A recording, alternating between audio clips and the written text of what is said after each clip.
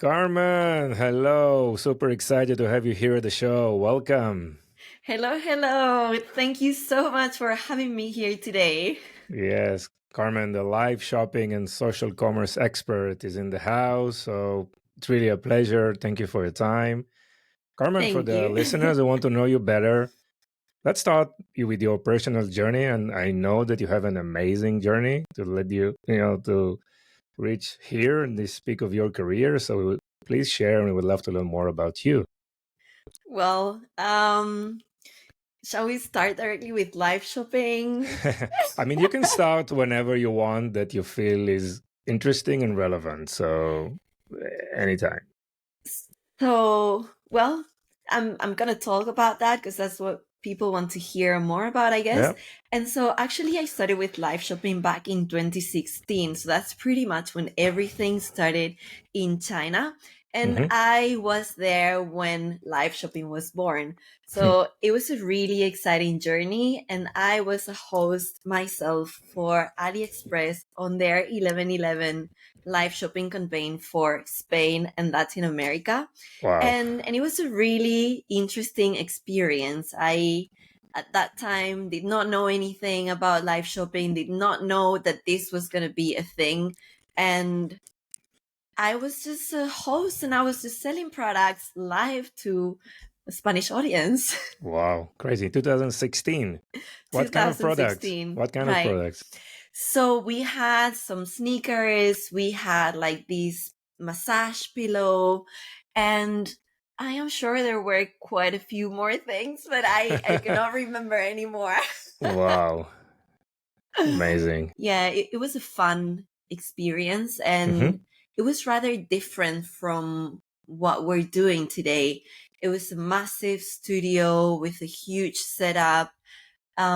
We actually had a part that was live streamed and then another part that was pre-recorded and then everything was mixed together, Hmm. um, like live. And so, yeah, it was really, really interesting. And we also had interaction with the audience, but it was not us as hosts. There was somebody that was taking care of the chat and the interactions and everything. Okay. So all those things have evolved a lot for the better, I would say. Nice. Of course. Of course. So these were like very, very polished type of events, right? Right. Yes. And it was like a vertical experience, like on the mobile, or it was more on the big screen? Maybe. It was mobile as well. It was Yeah. transmitted through YouTube. Mm-hmm. So Okay. yeah, people Okay. could either watch it on the phone or on Mm-hmm. desktop, and Mm-hmm. then as well, obviously through AliExpress. And you also have like also TV shopping experience, right?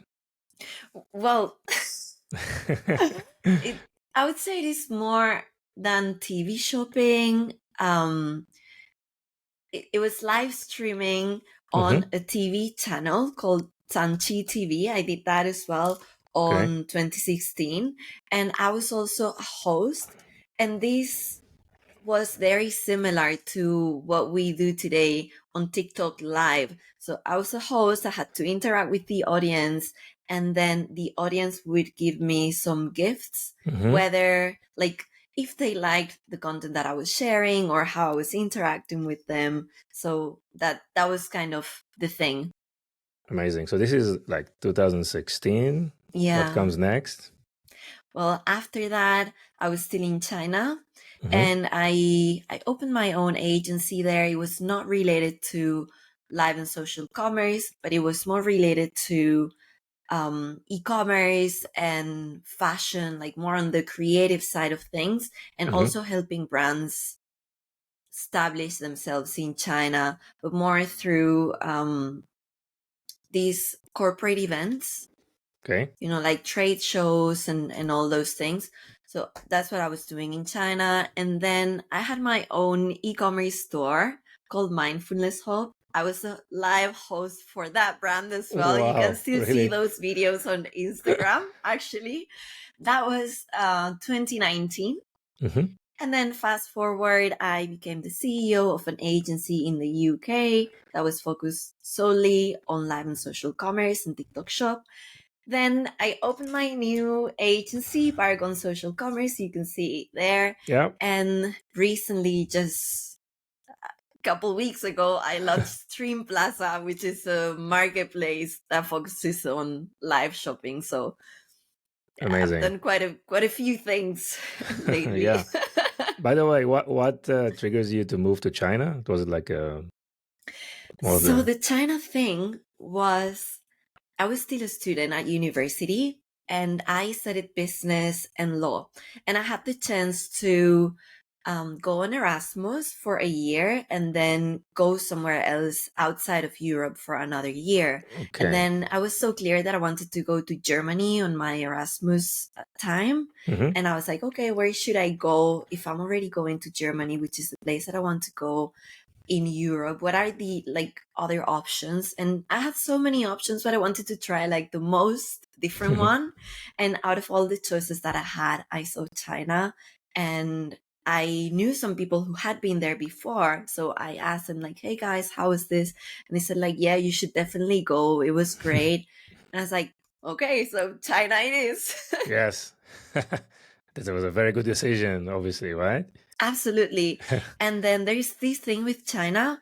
If you are there and you're open minded and you just let things happen, you can just flow with things Hmm. and just everything naturally happens. So it's a really good thing. Also, I Yes. think China is kind of the land of opportunities where everything is possible. And yeah, we can see how they're like literally dominating the world with live shopping right now. Yes. Yes. Yes. Wow, it's so interesting. I have so many questions to you. So, you came from a very unique perspective, being a host in China, actually working there, doing live shopping.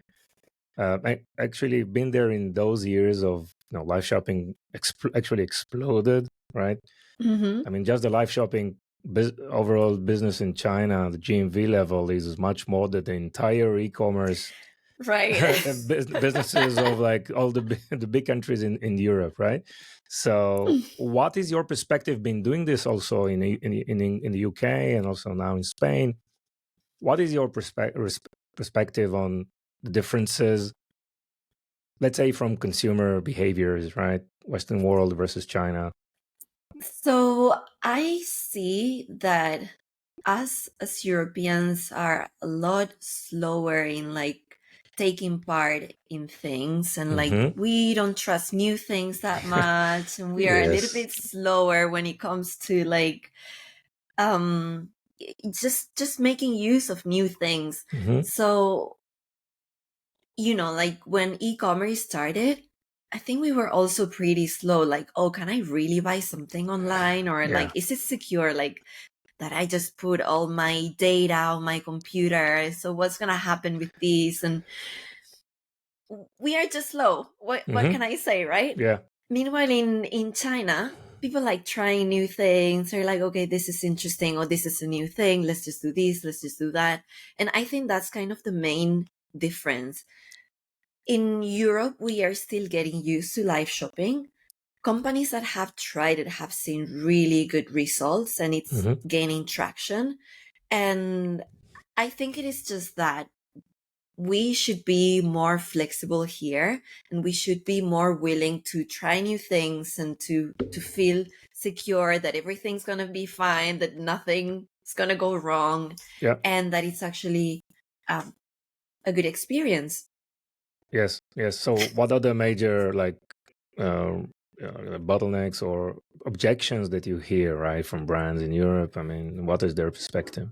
So I would say in Europe and in the US as well, some of the things, some of the stoppers, I would say, is that brands are not really familiar with live shopping yet. So they still need to learn a Hmm. bit more about what it is, how it works, how it's done, what it works, what doesn't work, what are the things that they need, what are the things that are not so important, what they need to prepare, what happens with the hosts.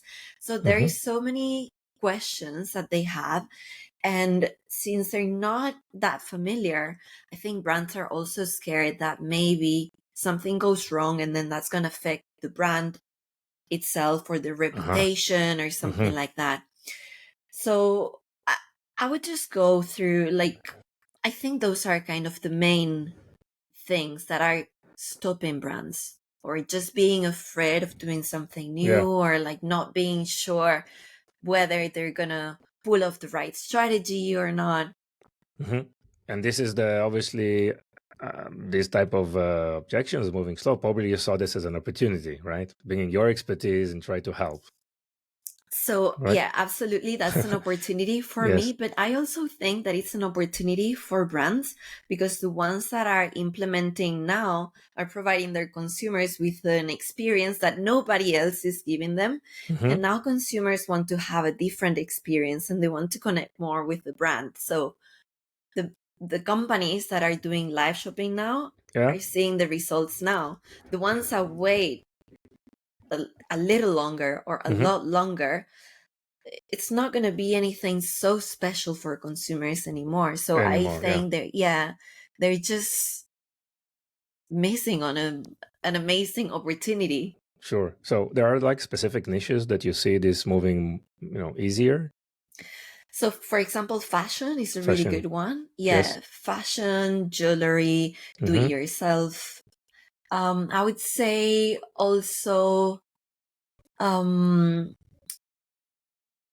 the toy industry, food and beverage as Okay. well. So Okay. there's quite a mix of things, Hmm. of verticals that are doing live shopping at the moment. And also, depending on the channel that you're using to do your live shopping event, then you may want to sell some products or others. Hmm. So it's really different if you're doing live shopping on your e-commerce website or if you're doing it on TikTok Shop. But you're gonna get great results with both. Okay. Okay. And as Paragon, you go there and you provide variety of services. Is like, yeah, please. Absolutely. Yeah. So I help companies with consulting and also with strategy. So when they Hmm. have all those questions that I mentioned before, and also they maybe don't know what is the software that they need to use, or what are the things Okay. that they need to get started, I Hmm. help them with that, and I help them craft a strategy. And that's basically where my main focus is at.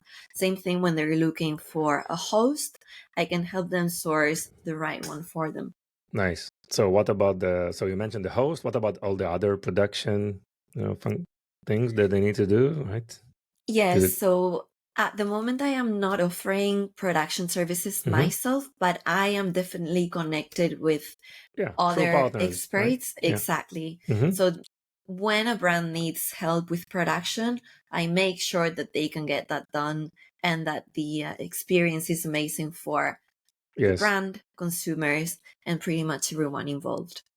Exactly, exactly. So let's take a scenario of a very successful use case, right? I mean, if you share with us what would be an ideal process, right? What would be on the strategic level? I mean, what should be, long-term planning, maybe how to prepare for an event, both from operationally and maybe on the marketing side as well. But let's try to describe the most, the best case scenario of being, launching a successful live shopping event. So there are a few things that we need to take into account here, and we need to think about the long-term strategy, as you Mm-hmm. mentioned. If you Mm-hmm. do live shopping just once, it's not going to be enough, not even for you to gather all the data that you need.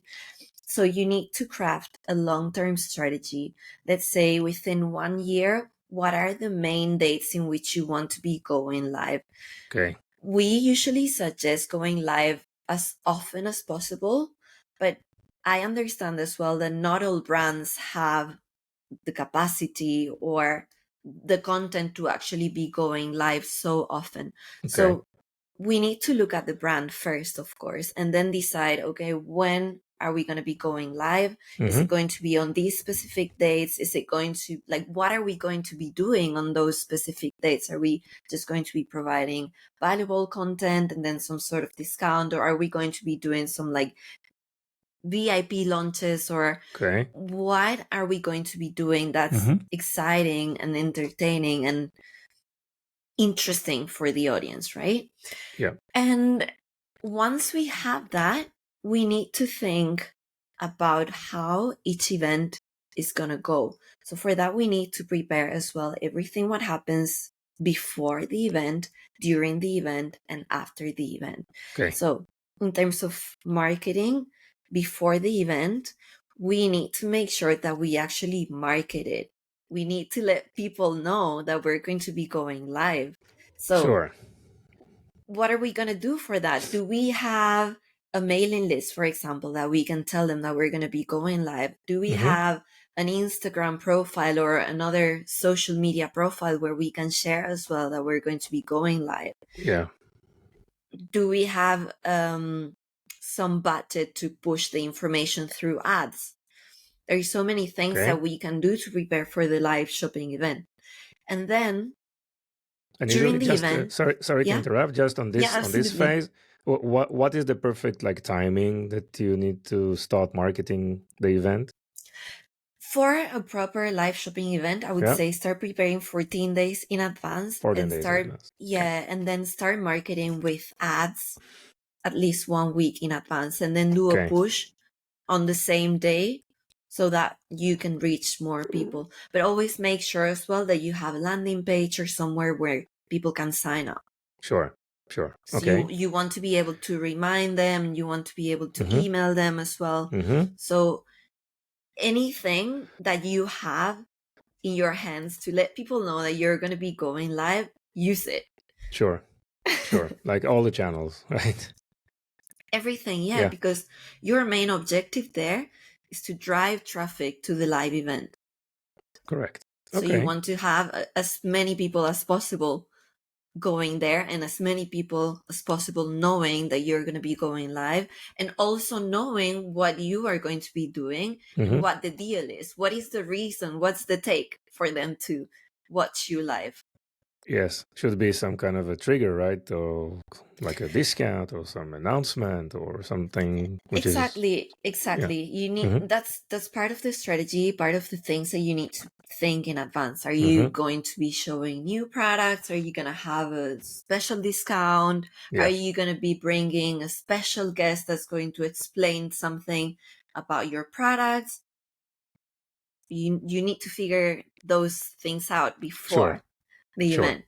Yeah. Great. So And then in terms of preparation as well, you need to make sure before the event that you have really good internet connection, because if the connection fails or it doesn't work, then that's a disaster. a You can, disaster. Yeah. yeah, you can lose everything, all the effort that you put to bring all the people in. If the internet doesn't work, then, Yeah. you know, so we don't want that to happen. And then, of course, good lighting and good audio.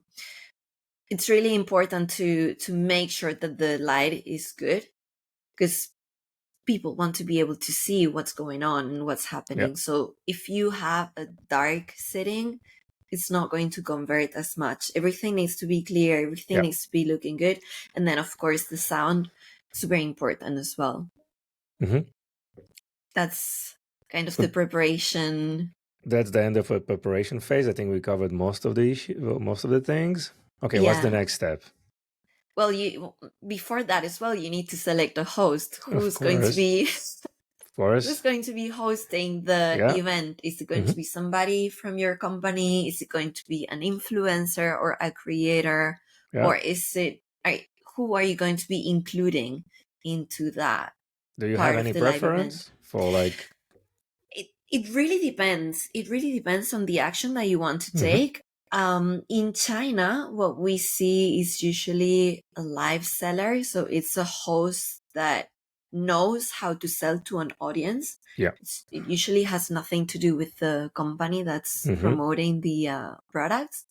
But here in Europe and in the US, we're seeing lots of influencers hosting the events, and we are also seeing lots of business owners as well hosting those events. Now, it really depends on what you want to achieve. You use one or you use another. Okay. And also depends on the audience. Maybe the influencer has an audience that you want to tap into as a brand, or maybe you want to connect with your audience and have like a deeper connection. So then somebody from your company is the one who's going to be going live, or a mix of both. Somebody who really knows about the product that you're offering, and somebody that can bring that audience that they have that's potentially interested in your product. So there's like a co-host setup, right? Yeah. Yeah, interesting. Yeah, those are, I would say, potentially the easiest live shopping events Mm-hmm. because there are two people on set, and it can get really, really hard if you are alone and you need to be talking for like an hour and you're Sure. just seeing all the comments there, but you have nobody else next to you to interact with. So co-hosting is really a good thing to do. Okay. It's a very, very important comment because you don't want to miss people asking questions in the chat, and lose the opportunity to engage and maybe to sell, right?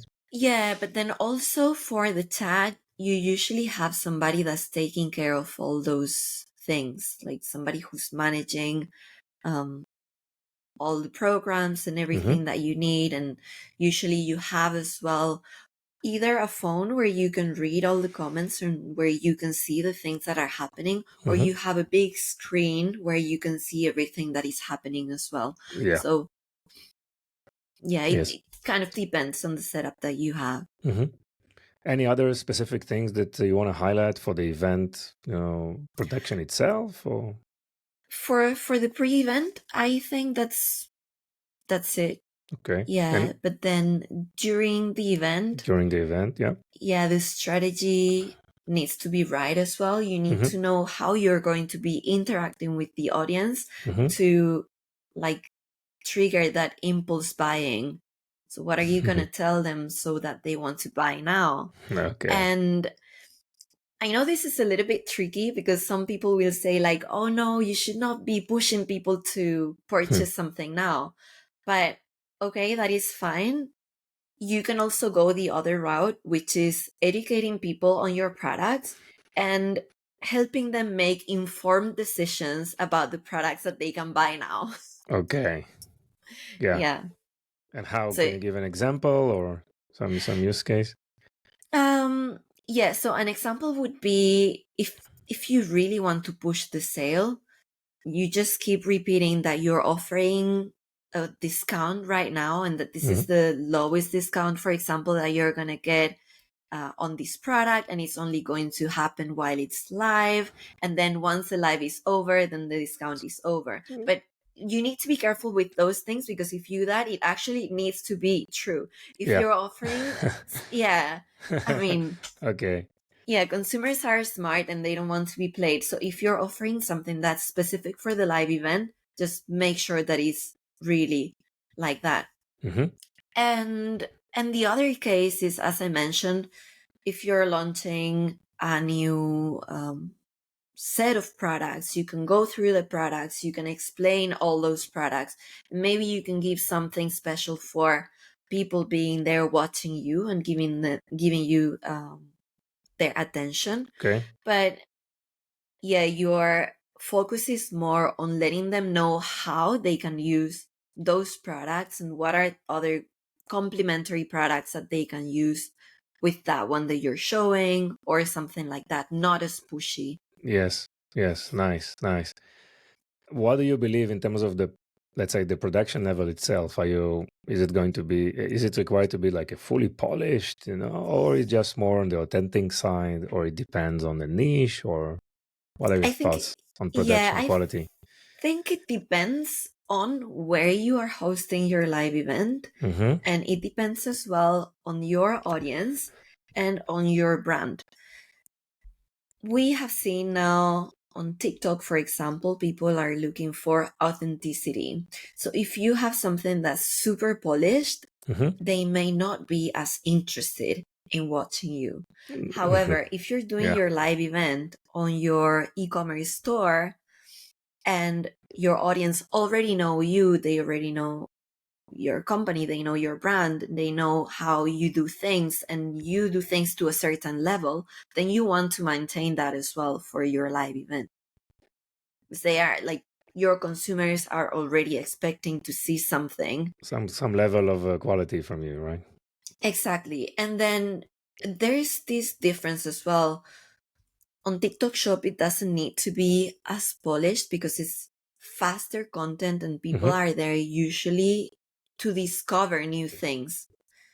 However, if they go to your website, the purchase intent is already there, Already there. and that makes a difference as well. Mm-hmm. So when they go to your website, they're not going to discover anything new potentially. Yeah. So that's the difference there. Interesting. Makes a lot of sense. Yes. So, assuming the event was amazing, the internet was there, actually worked, right? And the seller actually captivated the audience and provided an amazing and charismatic and full of energy type of entertainment. And the sales event was amazing. What is the next step? Okay, how do you follow up? Usually, these events are being recorded, right? And what are the marketing activities or some of the operational activities that you do post events?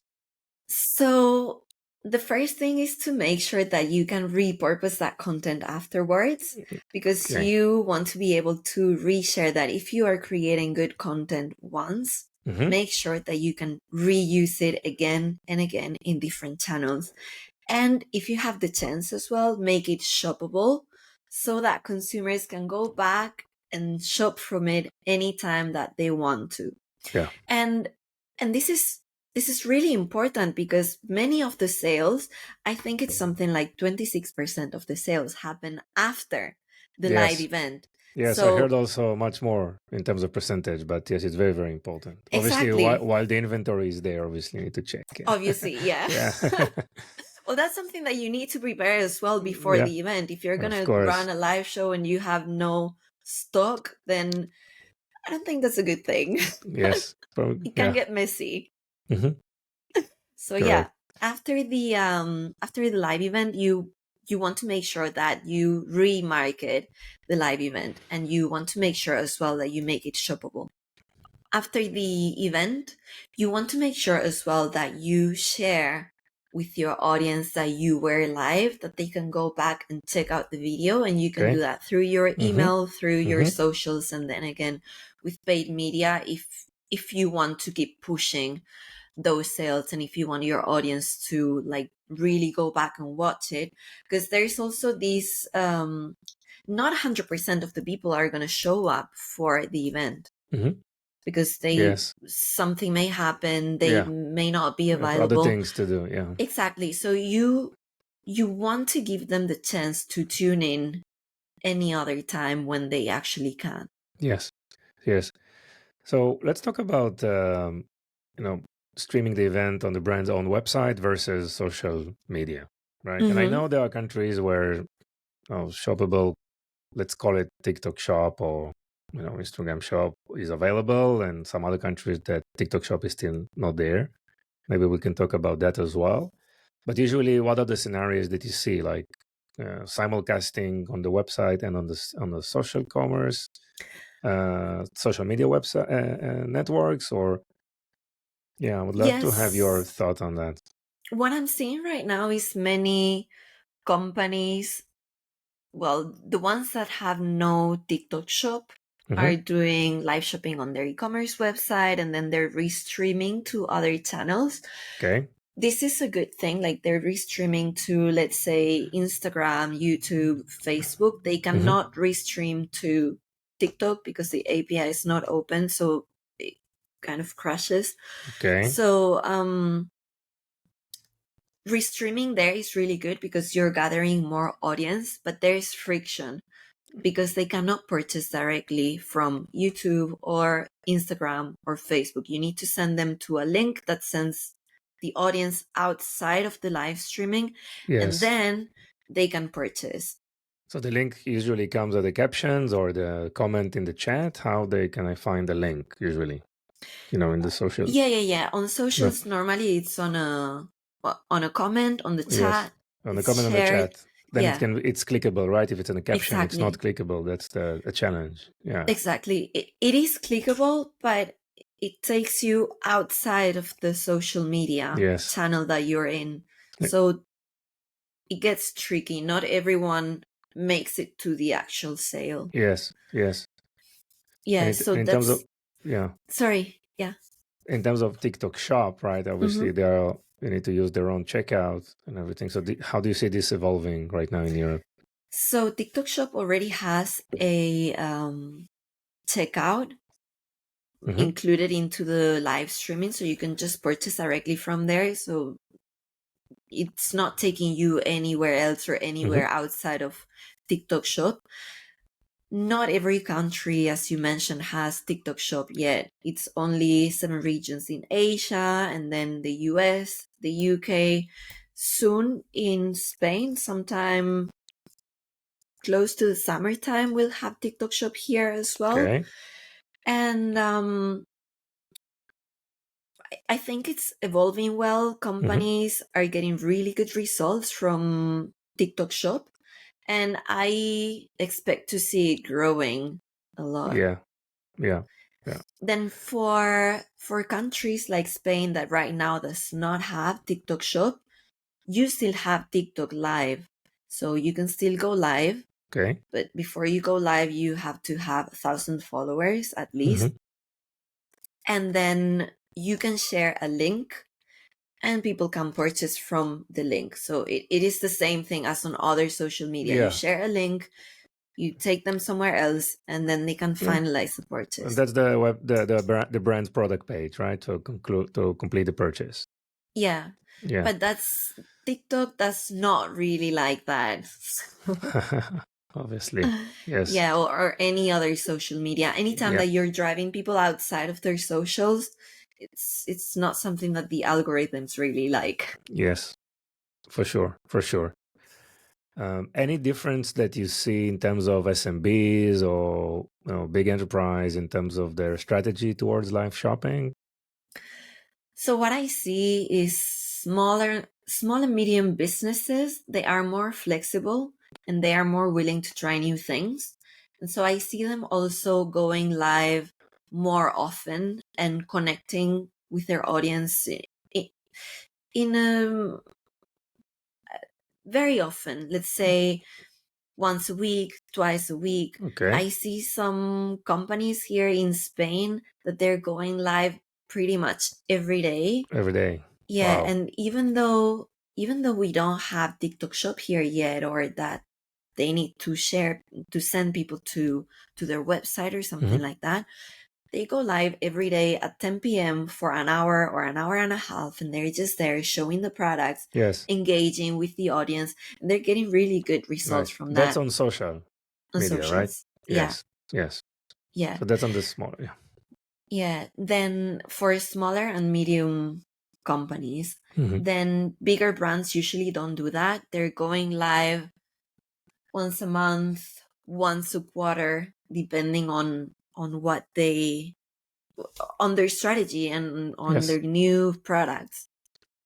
Yes. So And they go mainly on their own website. they go mainly on their own website and then they restream to their socials.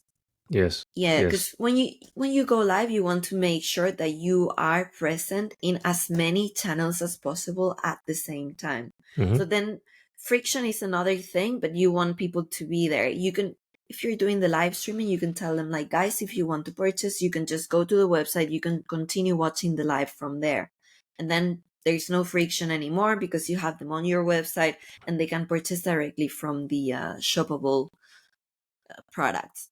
Yes. In terms So. of the hosts Mhm. themselves, I mean, obviously they are like, let's call them the professional sellers, maybe with a background in TV shopping channels, and then you have the influencers. I mean, how do you see benefits? What is really working right now in Europe? So we don't have yet that many live sellers that Hmm. only do live selling. I think this is something that still needs to grow. Yeah. And well, I'm actually going to be helping those people who want to be selling through a program that I am creating to become a live seller.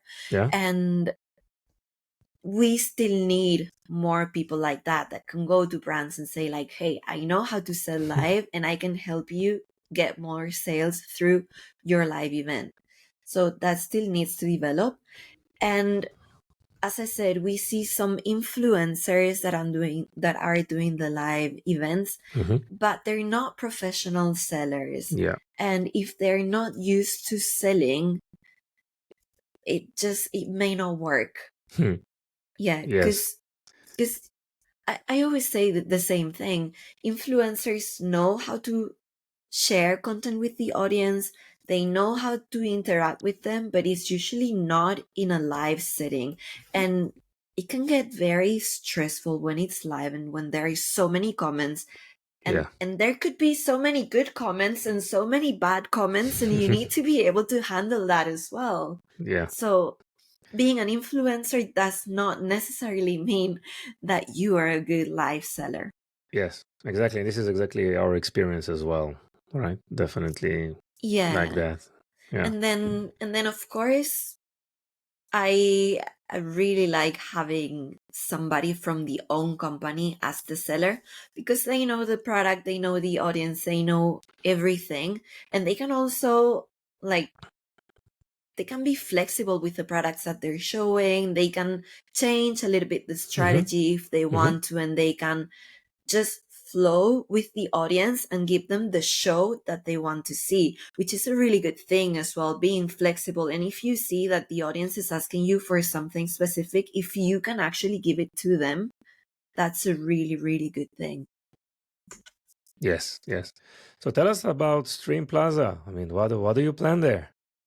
Wow, Stream Plaza. This is a very, very exciting project. It's a new one, as I mentioned, and we are just launching it now. And it is a live shopping marketplace. So what we want to do here is to have brands that are like all these cool brands that really want to grow and connect with the audience. And that's basically what we want to do. It's like having a shopping mall but online. So you go Okay. into Stream Plaza, you see all the different stores, you go into one store and you know which one it is because it's fully branded. So you know, like, okay, I'm going into this store and I know specifically that I am in this shop. And then you can have all this content where the brand is sharing their products, like content on videos, such as, let's say, reels, for example. You can Hmm. see all that content, and then you're going to have as well live streaming inside. So when the brand decides to go live, you know that they're live. You can purchase directly as well from the live event. And then you're going to have a catalog within the store where you can see all the other products that they have. And we want all those products to have video as well, like 360 product video, so that you Yeah. can actually see the product properly, and lifestyle videos as well, so that you can see how the product looks like on the specific setting, or how it needs to be used, or anything that actually helps the consumer get a better feeling of that product. Wow. So sounds like a big plan. I mean, what's the time frame? Is it live already? It's not live yet, like we're Hmm. still working on it, but we Hmm. already have 10 brands that have signed up for Wow. our beta test. Yes. And so we're going to be testing this month, and we'll be live for first, we'll open first in Spain. And then after that, when we see that the tests are giving the results that we want, because we actually, what we want to achieve is help brands sell more. Normally, e-commerce stores don't convert so well, just to like 1.5 to 3%, which is not so much. So we Yes. want to help them convert more. Sure. When we see that we achieve that goal, we will keep including more brands, and we will be making this bigger, and hopefully we'll get to other countries as well. So Hmm. big plans, and very exciting journey ahead. Wow. Wow. Wow.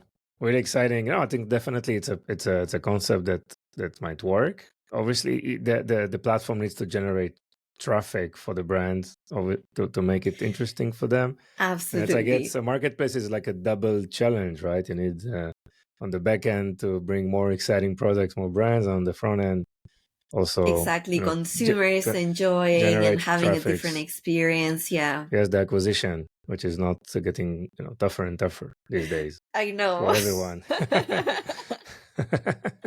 Exciting Yeah. challenge. Let's see. Yes. Yes. Great.